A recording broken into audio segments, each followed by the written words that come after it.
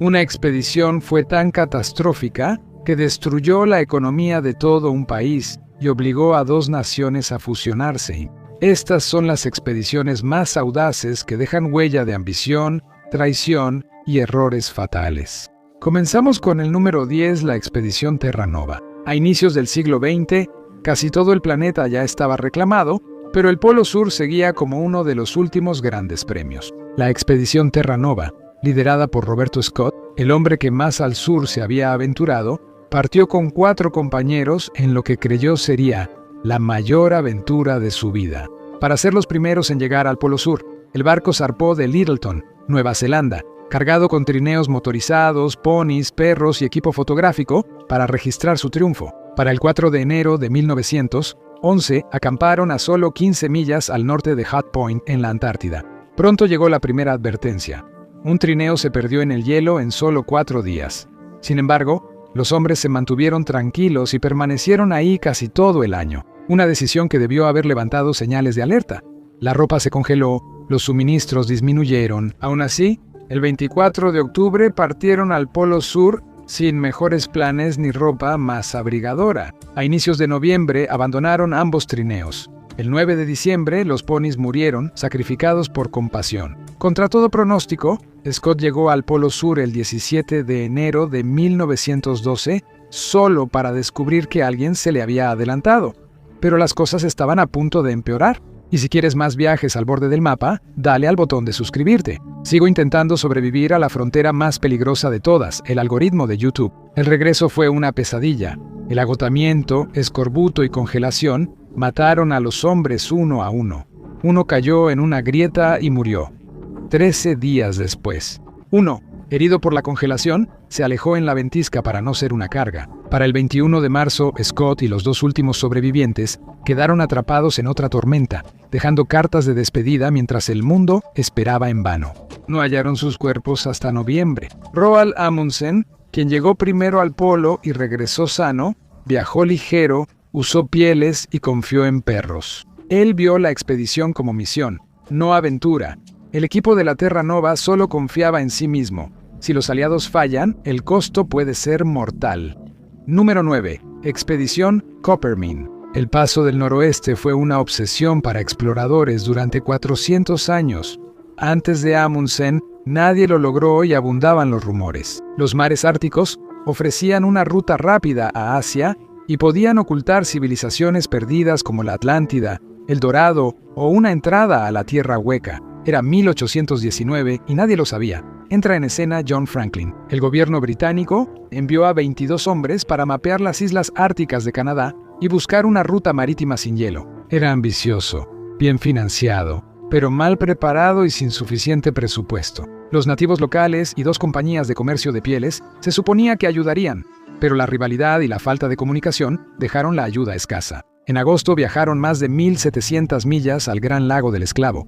El invierno de 1820-1821 con los Yellowknife fue brutal. Cuando llegó junio, el equipo siguió adelante por el río Coppermine, llegando al mar por primera vez en 2 años. Pero los guías Yellowknife los abandonaron en el momento del triunfo. Los veranos canadienses son breves. La expedición salió en canoas y solo exploró 500 millas de costa antes de que el mar se volviera demasiado agitado para regresar remando. Tuvieron que cruzar tierras áridas hasta el lago. Los suministros se acababan y el frío los calaba. Los hombres estaban muriendo de hambre, sobreviviendo con lo que podían encontrar, usualmente cadáveres en descomposición y sopa de huesos. Franklin y su grupo regresaron el 12 de octubre a su refugio y lo hallaron vacío. Los Yellowknives se habían ido hace tiempo, sin dejar comida. Las órdenes no eran claras. Los rezagados parecían estar mejor. Un miembro presentó carne de lobo. Fue un hallazgo milagroso, aunque no era carne de lobo. Aún así, dio a 2 personas fuerza para regresar, a duras penas. El grupo sobrevivió con líquenes, hongos y botas hasta que los Yellowknives volvieron con provisiones el 7 de noviembre. Solo 8 de 19 sobrevivieron y no trajeron noticias del paso del noroeste. La historia de Franklin sigue, pero hablaremos de él después. Esta historia muestra que la experiencia vale poco frente a la naturaleza. Número 8. Percy Fawcett y la ciudad perdida de Zeta. Siguió mapas de tesoros poco conocidos en Sri Lanka, sobrevivió a los desiertos de Marruecos y abrió caminos en la selva amazónica, enfrentando serpientes, pirañas y cazadores de esclavos. Resolver la disputa entre Bolivia y Brasil tomaría 2 años según expertos, pero Fawcett lo logró en meses. El Amazonas casi lo mata en 1908 y a él poco le importó. Es claro que Percy Fawcett no era un aficionado imprudente. Fue uno de los exploradores más experimentados y miembro de la Real Sociedad Geográfica. Pero tenía una obsesión. Creía en una ciudad perdida, no en El Dorado. No, esto era real, hecho por civilizaciones consideradas primitivas y oculto en el Amazonas. Para 1914, él ya estaba convencido. Estaba en el río Xingu. En Mato Grosso, Brasil, la guerra intervino. Fawcett sirvió en el frente occidental con distinción. Incluso a los 50 años, cuando terminó, regresó a su obsesión. El primer intento falló, pero el segundo no. En 1924, Fawcett salió con su hijo Jack, su amigo Raleigh y 2 guías locales. Llevaron solo lo esencial y avanzaron bien. «No temas al fracaso», escribió a su esposa, y siguió escribiendo hasta el 29 de mayo. 3 días después, Percy Fawcett fue visto por última vez en Campamento Caballo Muerto. Luego, no hubo cuerpos, cartas ni rastros. Algunos piensan que los mataron bandidos, otros que se quedaron en el Amazonas. Lo más probable es que encontraron tribus hostiles. El misterio siguió después de ellos. A pesar de que los buscaron, docenas murieron. Al investigar el destino de Percy Fawcett, el sueño de la ciudad Z siguió causando muertes tras su desaparición. Cuando piensas en viajes que terminan en desastre y puro infierno, la siguiente expedición también viene a la mente. Número 7. El grupo Donner. La nieve cayó, y después comieron a sus familiares muertos, acurrucados en cabañas heladas. Una madre cortó carne de un hombre con quien viajó 6 meses en carreta. Los niños roían huesos. El hambre les quitó la humanidad, dejándoles una opción impensable: comer o morir. Pero este desastre se había puesto en marcha meses antes. En 1846, el grupo Donner salió de Missouri rumbo a California. 87 personas, 80 carretas. Llenos de esperanza, les habían prometido un atajo al sur del Gran Lago Salado. Los viajeros experimentados que partieron temprano no quisieron arriesgarse. El periodista Edwin Bryant exploró parte de la ruta y sabía que era un desastre inminente, pero sus advertencias no llegaron a sus destinatarios. El grupo Donner llegó tarde. El invierno venía y el atajo parecía la salvación, pero no lo fue. Cruzar el desierto con carretas pesadas convirtió el atajo en un retraso. Se perdieron semanas. Para octubre, llegaron al lago Truckee, en la actual California, con un último esfuerzo. Podrían cruzar las montañas pronto, pero quedaron atrapados por la nieve, los pasos se cerraron de la noche a la mañana, el movimiento se detuvo y los suministros desaparecieron. A mediados de diciembre, ya no había animales de carga ni el primer miembro del grupo. Se envió un grupo de avanzada por ayuda. La encontraron, pero no antes de recurrir a comer a los muertos en el camino. Los rescatistas llegaron el 19 de febrero, fueron recibidos por figuras que salían de la nieve. El campamento principal ya había recurrido al canibalismo. 12 muertos y habría más. Las condiciones eran tan peligrosas que los sobrevivientes salieron en grupos y hasta ingresar comida era arriesgado. En primavera, solo 48 de los 89 originales sobrevivían. El frío había diezmado al grupo Donner. Un entorno extremo diferente aguardaba a quienes se atrevían a cruzarlo. Número 6. Expedición de Berkey y Willis. El interior de Australia es vasto e implacable, una tierra indomable. El gobierno australiano ofreció 2.000 libras a quien se atreviera a cruzarlo. Pero este no era un desafío común, era una apuesta con la muerte misma. En 1860, un hombre llamado Roberto O'Hara Berkey dio un paso al frente. Él no tenía experiencia en exploración, pero sí mucha confianza. El equipo bien equipado partió de Melbourne entre los vítores de 15.000 personas. Un carro se descompuso de inmediato y 2 más fallaron antes de salir de la ciudad. El progreso era lento y una expedición rival de Australia del Sur competía por el mismo objetivo. Berkey tomó una decisión fatídica: crear un depósito en Cooper Creek, dividir al grupo y avanzar rápido. Dejaron armas, municiones y jugo de lima, pero se llevaron el gong y marcharon tierra adentro en pleno verano australiano. Como en muchas exploraciones, la supervivencia dependió de los pueblos indígenas, quienes ofrecieron comida y agua. Berkey y su pequeño grupo llegaron a menos de 5 kilómetros del Golfo de Carpentaria. El calor no los venció, pero las lluvias monzónicas de abril, sí. Los animales fueron los primeros en morir, ya sea por agotamiento o como alimento. El 10 de abril mataron a su último caballo. Después hubo un peligroso juego de desencuentros. El grupo de avanzada y los equipos del depósito estuvieron cerca, pero nunca se encontraron ni se reabastecieron. Las enfermedades y el agotamiento acabaron con ellos para junio. Solo quedó un hombre, John King. El pueblo Yondrawanda lo salvó, pero nunca se recuperó totalmente y murió. 11 años después, a los 33 años. Si el calor australiano había doblegado a los hombres, el Ártico los destruiría. Número 5. Expedición perdida en 1822. Gran Bretaña no había terminado de buscar el Paso del Noroeste. Para 1845, John Franklin estaba de regreso, más viejo, confiado y esta vez enviado por mar. Londres no escatimó en gastos. Le dieron 2 barcos, el HMS Erebus y el HMS Terror, reforzados con hierro y totalmente equipados. Había estufas para derretir hielo y obtener agua, radiadores modernos para calentar a la tripulación, motores de vapor como energía auxiliar y 8,000 latas de comida que Franklin pensaba durarían 5 años. Firmó el contrato de alimentos solo un mes antes de irse. La expedición zarpó de Greenhive, Kent, el 9 de mayo de 1845, con 134 personas. Un barco de suministros los acompañó y en julio regresó con 5 hombres enfermos, considerados afortunados. El 29 de julio fue la última vez que alguien vio el Erebus o el Terror. Lo que siguió tuvo que ser reconstruido. Los barcos probablemente pasaron el invierno cerca de la isla del Rey Guillermo y quedaron atrapados por el hielo sin poder escapar. Años después, los esqueletos surgieron del permafrost. A principios de los 80, pruebas forenses revelaron la verdad. A pesar de todos esos suministros, la tripulación se estaba muriendo de hambre. Fueron devastados por el escorbuto. Los arqueólogos encontraron las latas y descubrieron que estaban mal selladas. La comida se había echado a perder. Franklin nunca las inspeccionó. Sin embargo, sí encontró tiempo para empacar porcelana fina y una biblioteca de más de 1000 libros.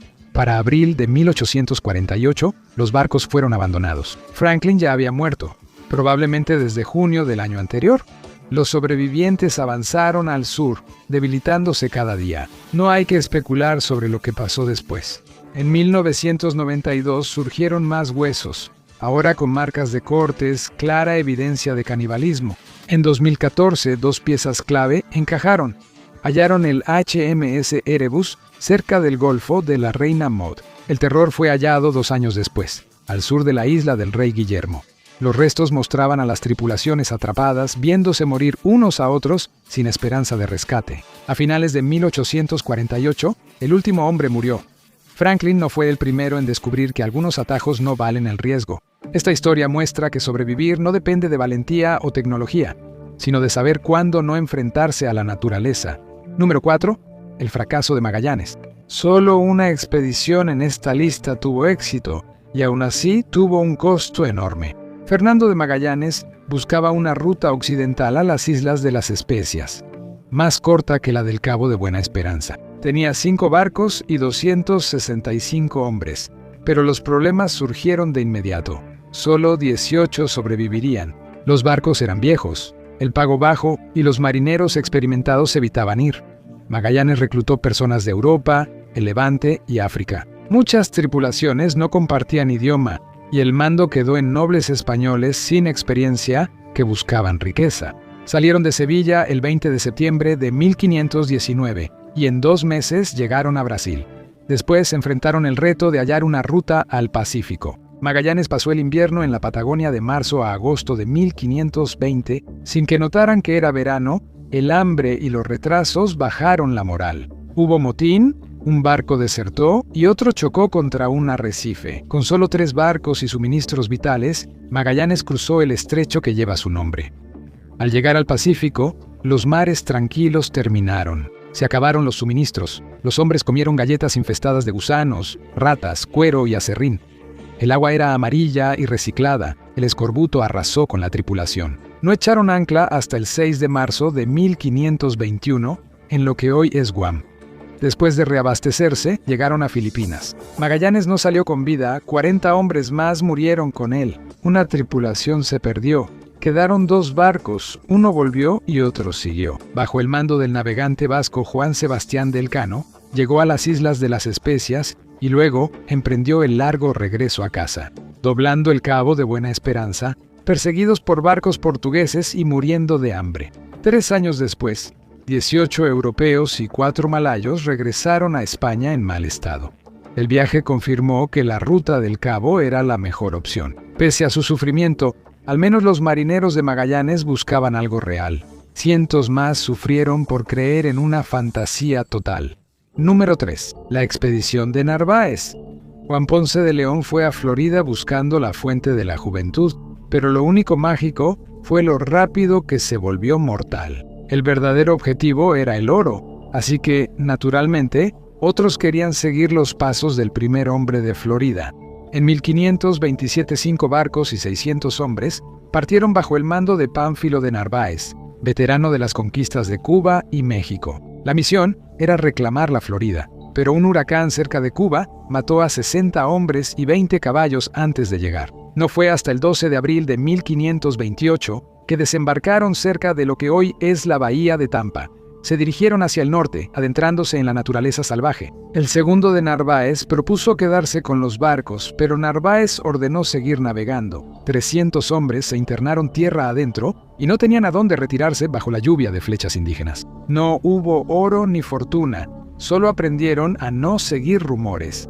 Pasaron el verano buscando los barcos, comieron caballos y se quedaron sin suministros. Narváez mandó construir 5 barcazas, con 50 hombres cada una para ir a México durante la temporada de huracanes. Las barcazas tenían filtraciones, las tormentas las dispersaron y Narváez desapareció para siempre. Ahora todo estaba en manos del segundo al mando, Cabeza de Vaca, un hombre sin experiencia en exploración. Él y los sobrevivientes restantes fueron arrastrados por el Golfo y naufragaron en la isla de Galveston en noviembre. Y aquí es donde realmente comenzó la odisea. Viajaron por tierra al Golfo de California, soportando ataques nativos y hambre. Los grupos mermados fueron esclavizados y aprovecharon eso ganando reputación como curanderos. Tras 8 años brutales, en julio de 1536, 4 sobrevivientes, entre ellos Cabeza de Vaca, arribaron a la Ciudad de México. Número 2. El proyecto Darien. Todo comenzó con el sueño de un banquero y se convirtió en la pesadilla de una nación. William Peterson ayudó a crear el Banco de Inglaterra, pero se cansó de hacer rica a Inglaterra. Tenía una idea más audaz: una colonia escocesa en el Istmo de Panamá. Una vez establecida, podrían controlar las rutas comerciales, acaparar el mercado y hacerse de oro. Ese era el plan que la compañía financiaría. La idea surgió en 1693, prometiendo un esfuerzo internacional. La compañía inglesa de las Indias Orientales evitó competidores, así que los escoceses emprendieron solos, sin mucha experiencia. Aún así, los inversionistas aprovecharon. La mitad del capital de Escocia se invirtió, una quinta parte de la riqueza total. Tras años de planificación, 5 barcos y 1.200 colonos entusiasmados llegaron el 30 de octubre de 1698 y la pesadilla empezó de inmediato. El primer problema fue la tierra llamada Caledonia, ideal para mosquitos pero no para la agricultura. Los colonos no estaban preparados, tenían poca comida y desconocían el maíz o los ñames. Además, España ya había reclamado la tierra. Los constantes ataques de españoles y nativos hostiles impidieron el comercio. Además estaba el terreno. Era implacable y la tecnología del siglo XVII no permitía que funcionaran las rutas comerciales. El plan estaba condenado desde el inicio. Morían 10 colonos diarios y tras 8 meses quedaban solo 300, pero aún así empeora. La noticia viajaba lentamente. 2 expediciones de socorro más partieron. Solo un barco regresó. Miles de vidas se perdieron. La economía de Escocia quedó destrozada. Sin opciones, 7 años después, Escocia e Inglaterra se unieron como Gran Bretaña. Mientras tanto, los españoles buscaban oro, y esa obsesión los llevó a la expedición más delirante y mortal que se haya visto. Finalmente, el número 1, la búsqueda de El Dorado por Pizarro. Para 1541, se sabía que el Nuevo Mundo era muy rico. Seguramente existía una tierra llena de oro oculta en Sudamérica. Gonzalo Pizarro, hermano menor de Francisco, el Conquistador, Salió de Quito en febrero con 340 soldados españoles y 4.000 aliados nativos. Su ruta era un camino de 2.000 millas por los ríos Coca y Napo. Pero Pizarro no planeó una expedición tan larga ni mortal. La selva era brutal, los elementos duros, mosquitos abundaban, enfermedades se propagaban, suministros escaseaban y llovían flechas de nativos furiosos. Tras 11 meses más de 3.000 hombres murieron. Los sobrevivientes comieron sus caballos para sobrevivir, y aún así no hallaron el dorado. Algo no cuadraba. Desesperado, Pizarro envió a su segundo, Francisco de Orellana, por otro río a buscar comida con 50 hombres. Un mes después de Navidad de 1541, Orellana aún no regresaba. Pizarro, hambriento y descalzo, volvió cojeando a Quito con pocos sobrevivientes, jurando venganza. Estaba convencido de que Orellana había encontrado el dorado y lo había mantenido en secreto. Y Orellana sí tuvo éxito, solo que no de la manera en que Pizarro pensaba. Las fuertes corrientes los arrastraron a él y a sus hombres, siendo los primeros europeos en recorrer todo el Amazonas. Mujeres nativas atacaron en el camino, tan feroces como las amazonas, por eso el río recibió su nombre. El paradero de El Dorado sigue siendo un misterio. Muchas expediciones lo buscaron, persiguiendo un sueño inexistente. Gracias por acompañarme hoy. Espero que hayas disfrutado el video y si quieres ver más videos como este, por favor considera suscribirte y activar las notificaciones. Realmente hace la diferencia. Gracias de nuevo, nos vemos en Mapac.